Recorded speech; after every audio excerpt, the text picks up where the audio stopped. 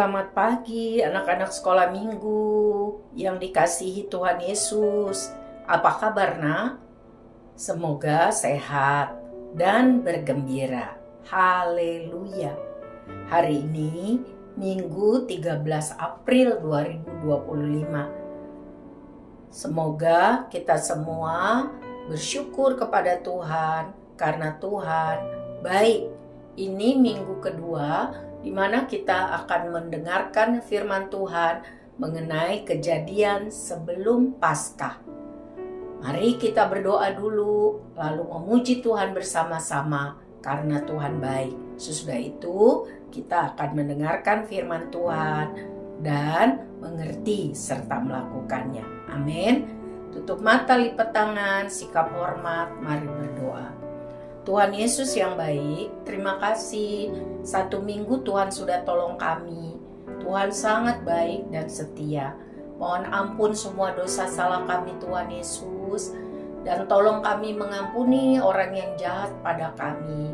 Kami mau melakukan firman Tuhan. Kami mau belajar menaati firman-Mu.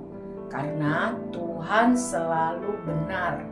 Tuhan merencanakan yang baik bagi kami, asal kami selalu taat kepada firman-Mu. Terima kasih Tuhan Yesus yang baik. Biarlah pujian dan ibadah kami menyenangkan hati Tuhan. Di dalam nama Tuhan Yesus kami berdoa. Amin. Nah, mari kita sama-sama memuji Tuhan ya. Siap, 1, 2, 3.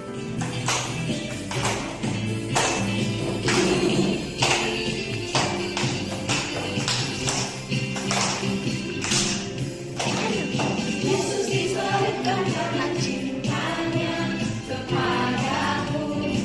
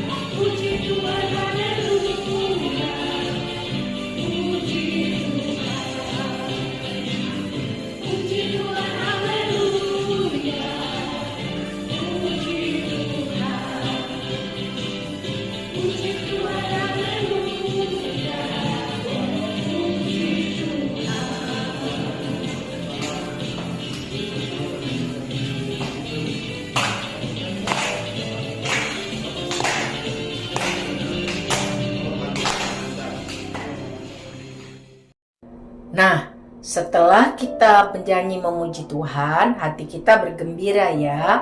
Hari ini kita mau meneruskan pelajaran kita dari kitab Lukas 22. Minggu lalu sampai ayat 6. Hari ini ayat 7 sampai 23. Diceritakan di sana bagaimana murid-murid Tuhan Yesus mempersiapkan perjamuan Paskah. Perjamuan Paskah yang terakhir bersama Tuhan Yesus. Ya. Tuhan Yesus mau melakukan makan malam terakhir, mengingat sebentar lagi Tuhan Yesus tahu dia akan mati di salib dan bangkit. Nah, Petrus dan Yohanes ditugaskan untuk mempersiapkan makan malam perjamuan Paskah terakhir itu. Mereka nggak tahu jelasnya di mana ya. Di mana kita harus buat ya? Lalu Tuhan Yesus kasih tahu kepada mereka. Dengar ya Petrus dan Yohanes, kamu masuk ke dalam kota dan lihat ada seorang laki-laki yang membawa kendi berisi air. Ikuti dia. Ya, ini aneh nak. Biasanya yang bawa kendi air itu wanita. Ya, tapi Tuhan Yesus kasih kode. Waktu kamu masuk ke kota, ada seorang laki-laki membawa kendi air. Ikuti pria itu, laki-laki itu, sampai ke rumah di mana dia tuju. Nah, nanti kamu tanya di situ kepada pemilik rumah, di mana Tuhan bisa memperingati Paskah. Maka dia akan menunjukkan tempatnya di ruang atas, besar, dan semua sudah siap. Semua keperluannya sudah dia siapkan. Siapa namanya pemilik rumah itu kita tidak tahu. Tapi luar biasa, dipakai hidupnya untuk melayani Tuhan dan menjadi berkat buat murid-murid Tuhan. Namanya tidak ketahuan, tapi dia bisa memberi apa yang dia punya untuk berguna menyenangkan hati Tuhan. Anak-anak masih ingat tentang seorang anak kecil yang memberi apa yang dia punya?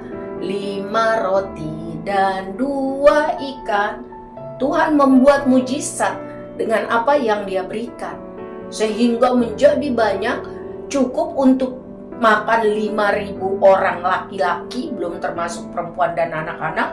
Jadi itu banyak sekali, bahkan ada sisa 12 bakul. Namanya siapa? Anak kecil itu tidak diketahui. Tetapi luar biasa, hidupnya berguna bagi pekerjaan Tuhan dan banyak orang. Nah, itulah yang kita belajar. Satu, siapapun kita, hidup kita, dan segala sesuatu yang ada pada kita itu harus diberikan untuk menyenangkan hati Tuhan, untuk berguna bagi pekerjaan Tuhan, dan berguna bagi sesama.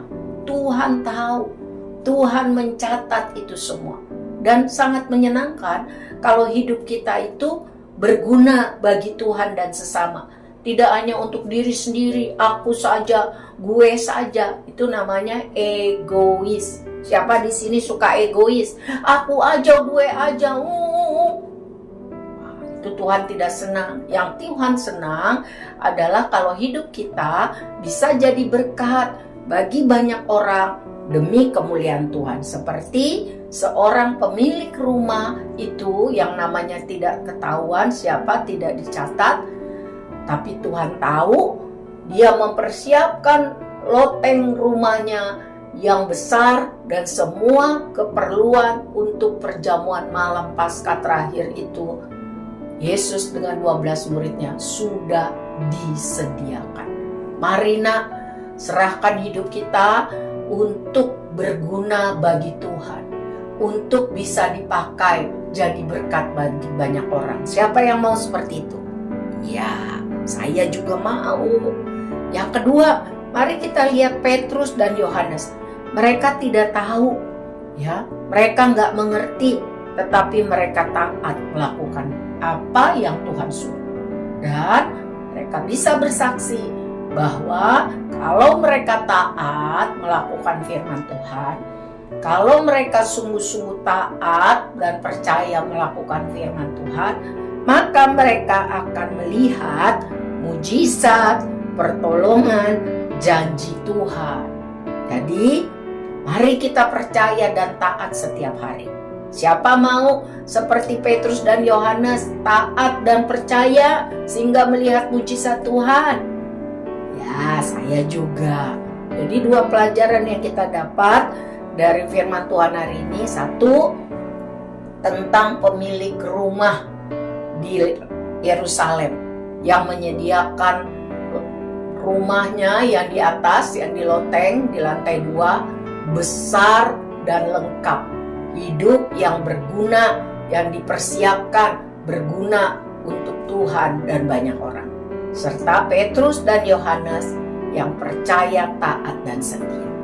Ya, mari menjelang Paskah 2025 ini, kita semua mempersiapkan diri kita supaya kita bisa hidup berguna bagi Tuhan dan sesama. Serta kita bilang di dalam nama Tuhan Yesus, saya mau taat dan percaya. Saya mau melakukan firman Tuhan. Saya mau melihat dan mengalami mujizat Tuhan. Amin. Mari kita berdoa. Tuhan Yesus yang baik, terima kasih. Menjelang Paskah 2025, kami belajar dari Lukas 22 ayat 7 sampai 23. Tuhan Yesus, kami mau hidup kami dipersiapkan untuk berguna bagi Tuhan dan sesama. Kami mau hidup kami setiap hari taat firman-Mu, melakukan kehendak-Mu. Ini hidup kami. Di dalam nama Tuhan Yesus, kami menyerahkan hidup kami untuk dipersiapkan Tuhan, untuk diajar Tuhan, melakukan kehendak Tuhan setiap hari. Berguna bagi Tuhan, berguna bagi sesama, hidup menyenangkan hati Tuhan. Kami tidak mau asal hidup, kami mau hidup melakukan yang Tuhan mau. Kami menyerahkan hidup kami kepada Tuhan Yesus. Di dalam nama Tuhan Yesus kami berdoa dan percaya. Amin. Ingat-ingat ya firman Tuhan ini anak, setiap hari melakukannya dengan baik. Tuhan Yesus memberkati. God bless you.